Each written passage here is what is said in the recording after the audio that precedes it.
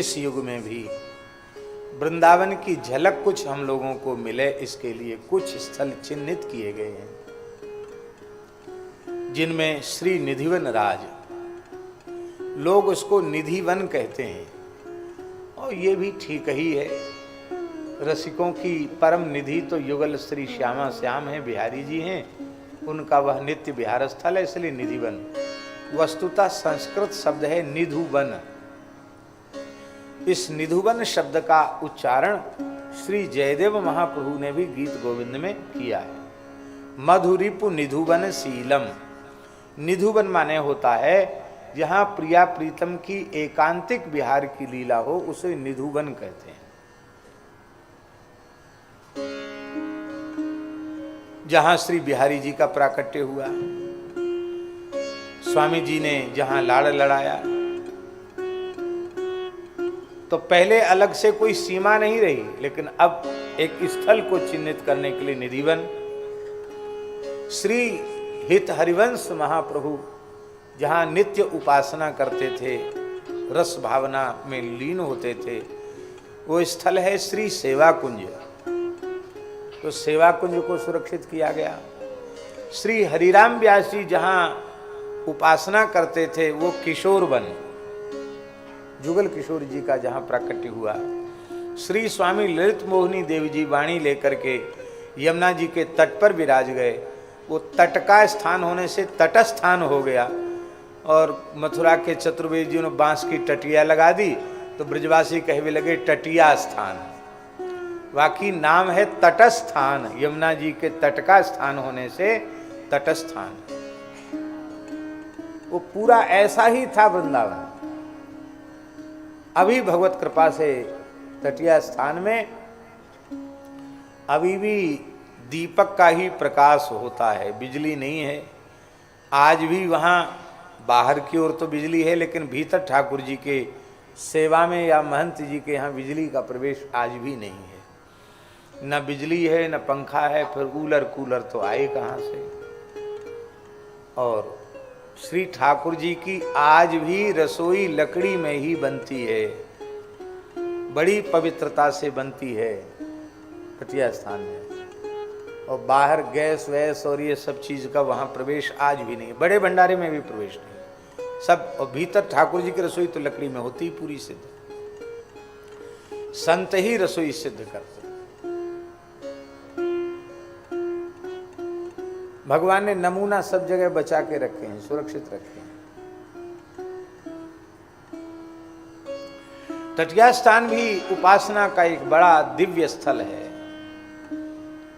परम पूज्य प्रातः स्मरणीय भक्तमाल के स्वरूप सदगुरुदेव पंडित श्री जगन्नाथ प्रसाद भक्तमाली जी महाराज, उनके गुरुदेव श्री स्वामी भगवान दास जी महाराज तटिया स्थान के श्री महंत पद पर, आचार्य पद पर विराजमान थे।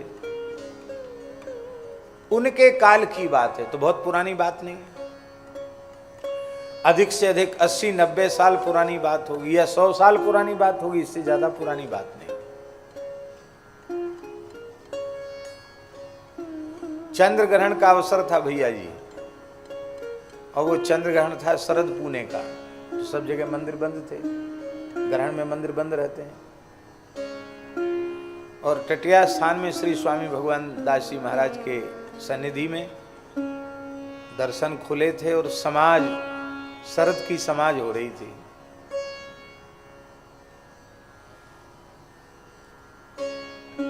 साधु पहुंच गए,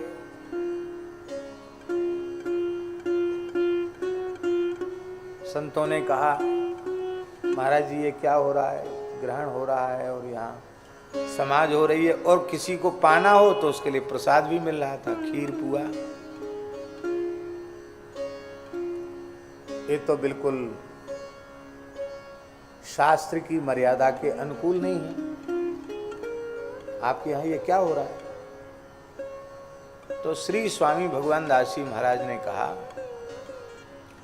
कि हम शास्त्र का अनादर नहीं करते, तिरस्कार नहीं करते, पर हम यह मानते हैं, यह स्वीकार करते हैं कि यह दिव्य श्री बिहारिणी बिहारी जी का निकुंज है। इसमें प्रकृति जगत का कोई भी तत्व यहाँ प्रविष्ट ही नहीं है।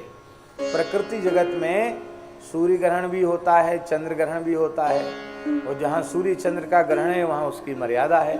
हमारे कुंज में सूर्य ग्रहण चंद्र ग्रहण का प्रवेश है ही नहीं, क्योंकि यह तो नित्य विहार स्थल है, ये तो दिव्य अप्राकृत चिन्मय प्रदेश है। यहाँ उस ग्रहण का प्रवेश नहीं। ग्रहण होता तो हम जरूर मानते हैं, ग्रहण है ही नहीं, तो कैसे ग्रहण नहीं है।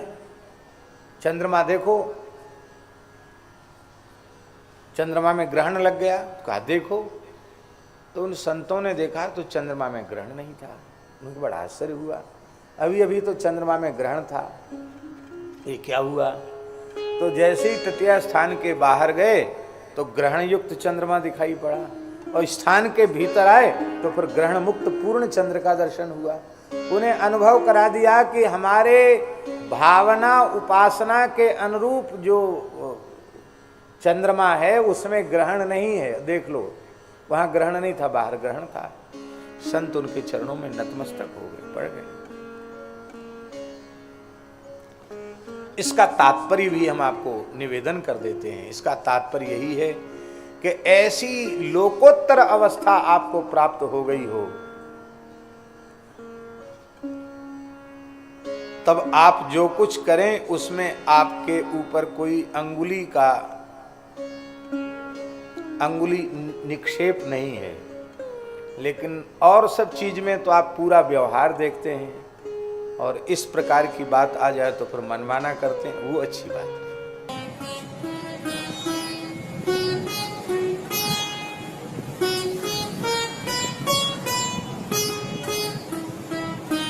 श्री सीताराम प्रतिदिन सत्संग एवं दर्शन के लिए श्री महाराज जी के ऑफिशियल चैनल को जरूर सब्सक्राइब करें।